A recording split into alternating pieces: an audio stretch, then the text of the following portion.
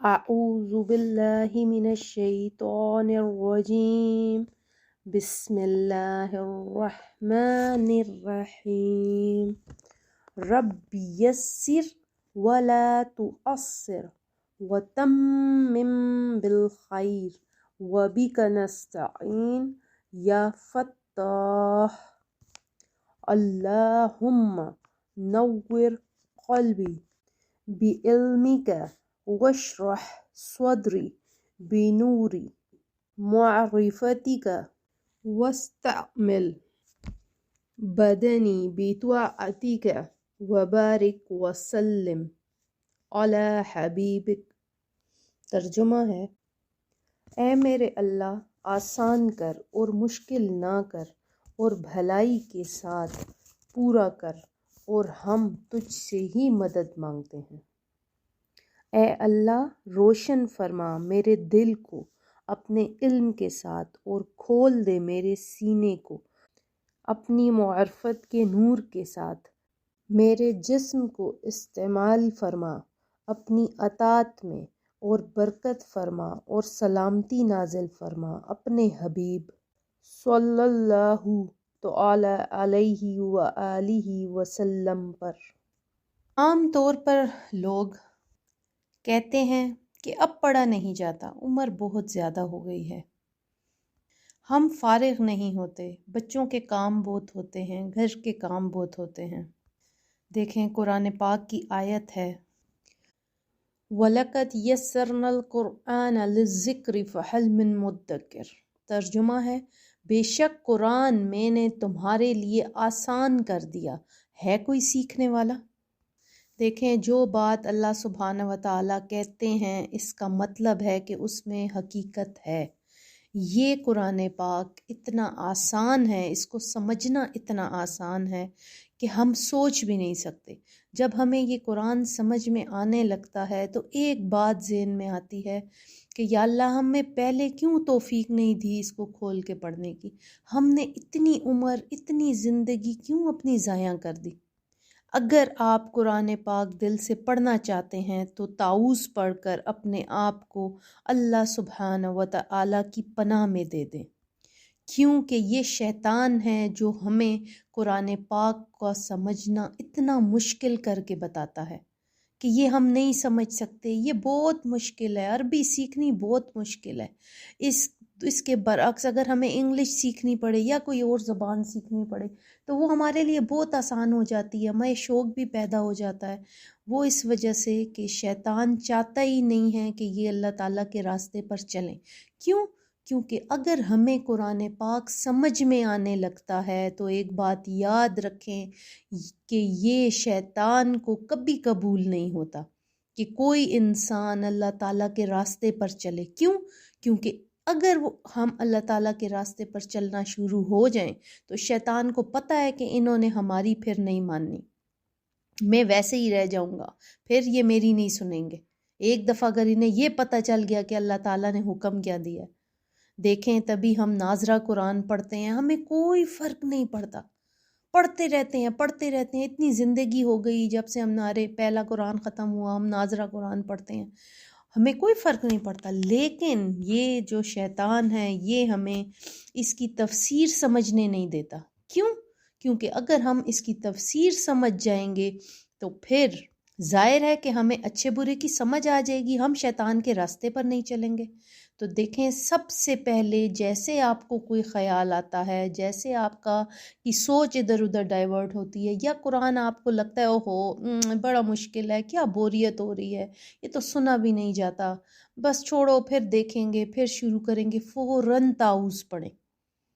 یہ سب باتیں ہمارے دل میں جو آتی ہیں یہ سب شیطان کی پیدا کردہ ہیں۔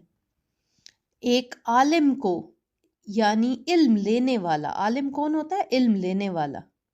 جیسے آپ لوگ اس وقت علم لینے کے لیے بیٹھے ہوئے ہیں، ایک عابد پر، عابد کون ہوتا ہے؟ عبادت کرنے والا۔ ایک عالم کو ایک عابد پر ایسے فضیلت حاصل ہے جیسے نبی کریم صلی اللہ تعالی علیہ وآلہ وسلم کو امت کے عام آدمی پر۔ آپ یقین کریں کہ جب ہم علم لینے نکلتے ہیں تو فرشتے عالم کے قدموں تلے اپنے پر بچھا دیتے ہیں۔ یہ چیز ہمیں نظر نہیں آتی نا، کیونکہ یہ غائب ہے، اس وجہ سے ہمیں اس پر یقین کرنا مشکل ہو جاتا ہے۔ لیکن یقین کریں، جو بات قرآن پاک میں لکھی ہے وہ حرف بہ حرف سچی ہے، صرف ہمیں اس پر کامل یقین ہونا چاہیے۔ اور فرشتے ایسی محفلوں کو ڈھونڈتے ہیں جو لوگ علم حاصل کر رہے ہوتے ہیں، جو اللہ سبحانہ و تعالیٰ کا ذکر کر رہے ہوتے ہیں۔ عالم نور کے ممبر پر چمک رہے ہوں گے روز قیامت۔ اگر ہم اپنی اوقات پہچان لینا کہ اللہ تعالیٰ نے ہمیں کس مقصد کے لیے پیدا کیا، ہم اتنی معمولی قوم نہیں ہیں، صرف ہمیں اپنے آپ کو عزت دینے کی ضرورت ہے، صرف ہمیں یہ سوچنے کی ضرورت ہے کہ اگر اللہ سبحانہ و تعالیٰ نے ہمیں پیدا کیا تو اس کا مقصد کیا ہے۔ جب تک یہ مقصد ہمارے ذہن میں نہیں ہوگا، قرآن پاک پڑھنے سمجھنے کا شوق ہمارے اندر پیدا نہیں ہوگا۔ سوچیں، اللہ سبحانہ و تعالیٰ نے ہمیں کیوں پیدا کیا؟ اپنی عبادت کے لیے۔ اب ہم کیسے کریں عبادت؟ جا نماز پر بیٹھ جائیں سارا دن اور تسبیحاں پڑھتے رہیں، نمازیں پڑھتے رہیں، کیا بس صرف اس لیے پیدا کیا؟ نہیں، بلکہ جب ہم کھانا بناتے ہیں، ہم مسکرا کر کسی کو دیکھتے ہیں، جب ہم کسی کی مدد کرتے ہیں، یہ سب عبادت ہے۔ صبح سے رات تک عبادت کی نیت سے، اگر نیت خالص ہو تو، اور خالص نیت صرف اللہ سبحانہ و تعالیٰ کی طرف ہو کہ یا اللہ میں جو بھی کر رہی ہوں، میں اپنے بچوں کا خیال رکھ رہی ہوں، میں اپنے ہسبینڈ کا خیال رکھ رہی ہوں، میں اپنے ماں باپ ساس سسر کسی کا بھی خیال رکھ رہی ہوں، یا اللہ میں صرف آپ کے لیے خیال رکھ رہی ہوں۔ ہمیں سب سے پہلے اپنی نیت پہ کام کرنے کی ضرورت ہے، قرآن پاک شروع کرنے سے پہلے۔ جب ہماری نیت فقط یہ ہوگی کہ ہم اللہ سبحانہ و تعالیٰ کے لیے یہ سب کچھ کر رہے ہیں، تو دیکھیں یہ اس کا اجر بھی ہمیں ملے گا۔ انما الاعمال بالنیات، عملوں کا دار و مدار نیتوں پر ہے۔ ایک واقعہ یہاں پر میں آپ کو سناتی ہوں کہ نبی کریم صلی اللہ تعالیٰ علیہ وآلہ وسلم کے پاس ایک صحابی آتے ہیں اور وہ آ کر کہتے ہیں کہ یا رسول اللہ آپ آئیں، میں نے نیا گھر تعمیر کیا ہے، میں چاہتا ہوں کہ آپ آ کے اس کو دیکھیں۔ تو نبی کریم صلی اللہ تعالیٰ علیہ وآلہ وسلم ان کے گھر تشریف لے جاتے ہیں۔ ان کے گھر میں ایک کمرے میں جب وہ داخل ہوتے ہیں تو وہاں پر ایک کھڑکی ہوتی ہے، جیسے آپ روشن دان کہہ لیں، پہلے جو روشن دان ہوتے تھے، اس قسم کی کھڑکی ہوتی ہے۔ تو نبی کریم صلی اللہ تعالیٰ علیہ وآلہ وسلم ان صحابی سے پوچھتے ہیں کہ یہ تم نے کس مقصد کے لیے یہاں پر بنائی ہے، یہ روشن دان کس مقصد کے لیے بنایا ہے؟ تو وہ صحابی کہتے ہیں کہ یہ میں نے اس وجہ سے بنایا ہے کہ اس میں سے ہوا اور روشنی اندر آئے۔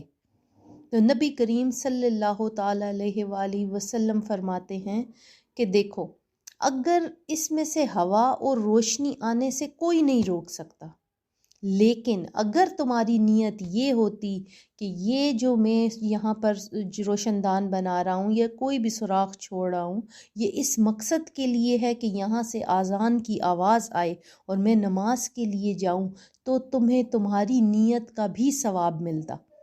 اب تمہیں کوئی ثواب نہیں ملے گا، لیکن تم نے بس یہ روشن دان چھوڑا ہے، ٹھیک ہے، ہوا اور روشنی اس میں سے آ رہی ہے۔ تو دیکھیں، بالکل اسی طرح ہم سارا دن کام کرتے ہیں، ہم دوسروں کی خدمت کرتے ہیں، اپنے ہی بچے، اپنے ہی میاں، اپنے ہی گھر والوں کی بے شک خدمت کرتے ہیں، لیکن اگر ہماری نیت یہ ہوگی کہ ہم یہ خدمت اللہ سبحانہ و تعالیٰ کی خوشنودی کے لیے کر رہے ہیں، تو اس کا اجر بھی ہمیں زیادہ ملے گا۔ ورنہ ہم سارا دن کام کریں گے، ٹھیک ہے، ہم نے اللہ تعالیٰ کو اگنور کیا اور ہم اپنا سارا دن مصروف ہیں کاموں میں۔ دیکھیں نیت کتنی میٹر کرتی ہے۔ صرف یہ نیت کر لینا کہ یا اللہ میں جو ناشتہ کھانا یا جو بھی خدمت کر رہی ہوں اپنے گھر والوں کی، صرف اللہ تعالیٰ کی خوشنودی کے لیے کر رہی ہوں، کرنی تو ہمیں وہ خدمت ہے، لیکن صرف فرق آ جاتا ہے نیت کا۔ دیکھیں یہ قرآن پاک جو ہم انشاءاللہ شروع کرنے والے ہیں، یہ ہمارے حق میں گواہی دے گا روز قیامت۔ سورہ بقرہ اور سورہ العمران ہمارے سروں پر سایہ کیے ہوں گی روز محشر۔ طاؤس کی اہمیت کو تھوڑا سا یہاں پر سمجھ لیں، کیونکہ جب تک ہم اس طاؤس کی اہمیت کو نہیں سمجھتے، ہمارا روٹین میں قرآن پاک پڑھنا بہت مشکل ہو جاتا ہے، کیونکہ شیطان ہمیں چھوڑتا ہی نہیں ہے فارغ یہ پڑھنے کے لیے۔ ابلیس کا واقعہ تو آپ سب نے سنا ہوگا۔ جنت سے نکلنے کے بعد شیطان نے اللہ سبحانہ و تعالی سے جو کلام کیا تھا کہ میں آپ کے بندوں کے آگے سے آؤں گا، پیچھے سے آؤں گا، دائیں سے آؤں گا، بائیں سے آؤں گا، لیکن اوپر اور نیچے کا کہنا وہ بھول گیا تھا۔ اس وجہ سے ہم دعا بھی کر سکتے ہیں اور سجدہ بھی کر سکتے ہیں، اور لمبی دعا اور لمبا سجدہ کر سکتے ہیں، کیونکہ اس دوران ہمیں شیطان نہیں ورغلا سکتا۔ اس وجہ سے اپنے لیے، اپنے گھر والوں کے لیے، اپنے بچوں کے لیے سب سے پہلے دعا کیا کریں کہ یا اللہ ہم سب کو قرآن پاک سمجھنے کی توفیق عطا فرما، اور یہی چیز اپنی نسلوں کے لیے مانگا کریں۔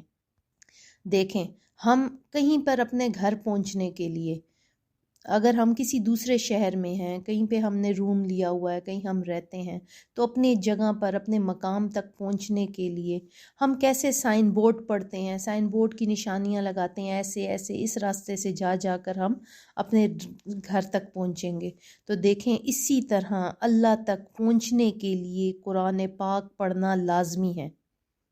ارادہ کر لیں کہ ہم نے اللہ سبحانہ و تعالیٰ کو منانا ہے۔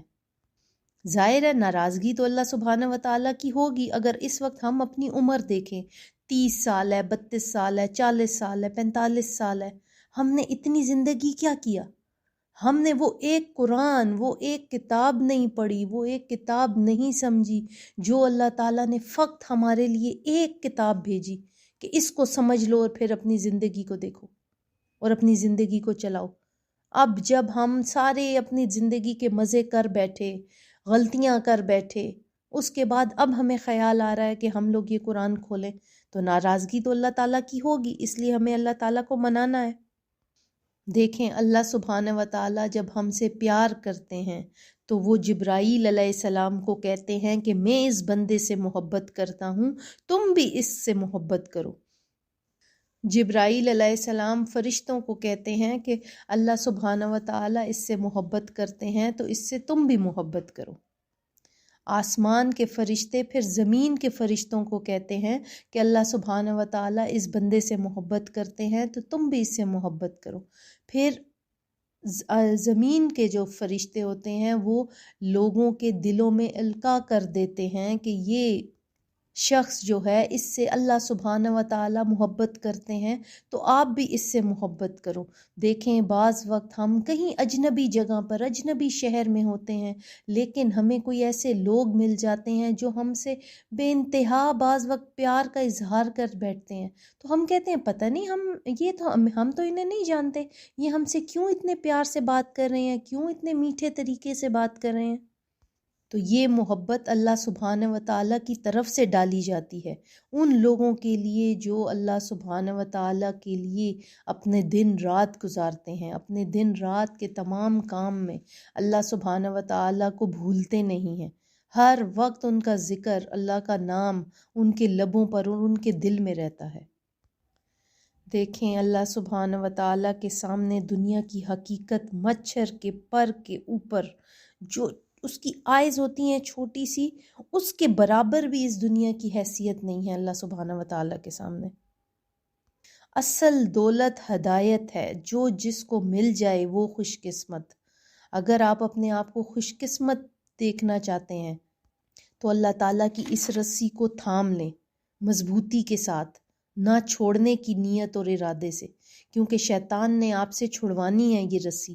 لیکن جب ہم ایک ہفتہ مسلسل اگر محنت کر لینا کہ نہیں، ہم نے ہر روز قرآن پڑھنا ہے، ہم نے ہر روز قرآن پاک کو ٹائم دینا ہے، پھر یہ شیطان کچھ نہیں کر سکتا۔ یہ چند دنوں کی کھیل ہے، بہت بھی کریں تو 1-2 ہفتے کی کھیل ہے۔ یہ شیطان ہمیں تنگ کرتا ہے، اس وقت ہمیں اپنے اوپر جبر کر کے اپنے آپ کو قرآن کے ساتھ جوڑ کے رکھنا ہے، بس اس کے بعد پھر شیطان ہمارا کچھ نہیں بگاڑ سکتا انشاءاللہ۔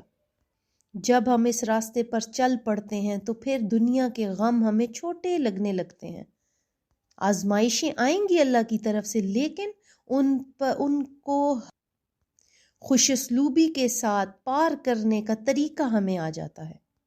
جب اللہ سبحانہ و تعالی ہم سے ناراض ہوتے ہیں تو ان کی ناراضگی کی جو سب سے چھوٹی وہ سزا ہمیں دیتے ہیں نا، وہ یہ ہوتا ہے کہ اللہ سبحانہ و تعالی ہمارے ماتحت لوگوں کو، یعنی ہمارے بچوں کو لے لیں یا ہمارے غلاموں کو لے لیں یا ہمارے رشتہ داروں کو، قریبی جو رشتہ دار ہیں ان کو، وہ ہماری نافرمان بنا دیتے ہیں ان کو۔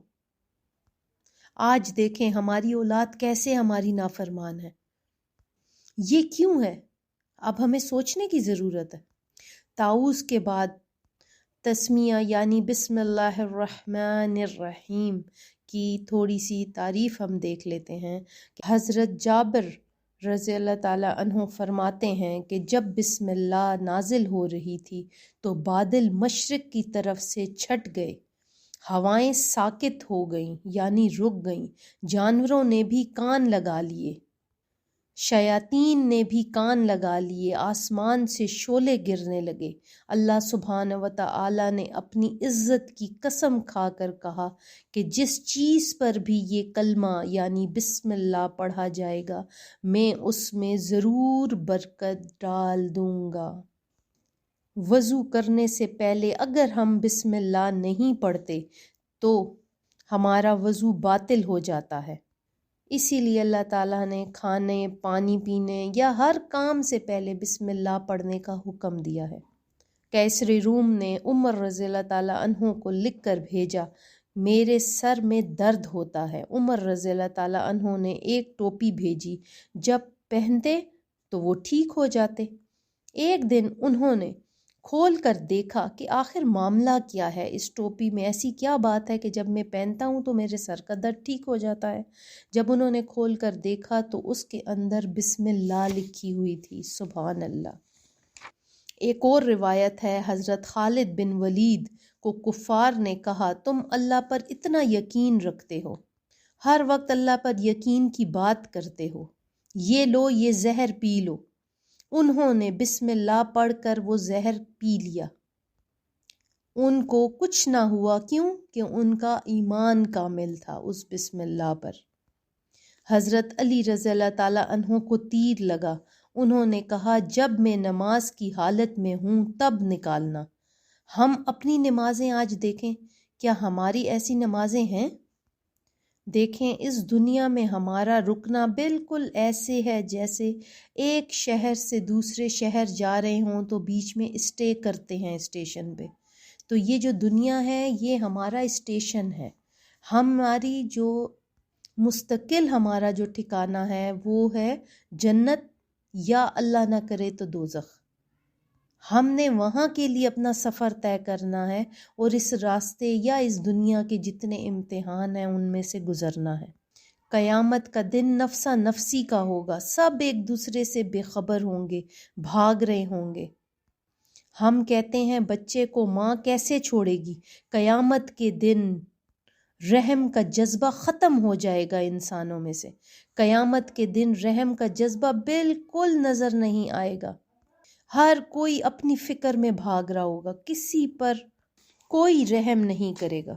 تو دعا یہ کیا کریں اور یہ دعا کر کے قرآن پاک اسٹارٹ کریں پڑھنا کہ اللہ تعالیٰ ہمیں توفیق دے، اور جب جب آپ قرآن پاک پڑھیں یا گھر کا کوئی بھی کام کریں اسے صرف اللہ تعالیٰ کی خوشنودی کے لیے رکھیں، اور کوئی مطلب کوئی خود غرضی کا جذبہ دل میں نہیں ہونا چاہیے۔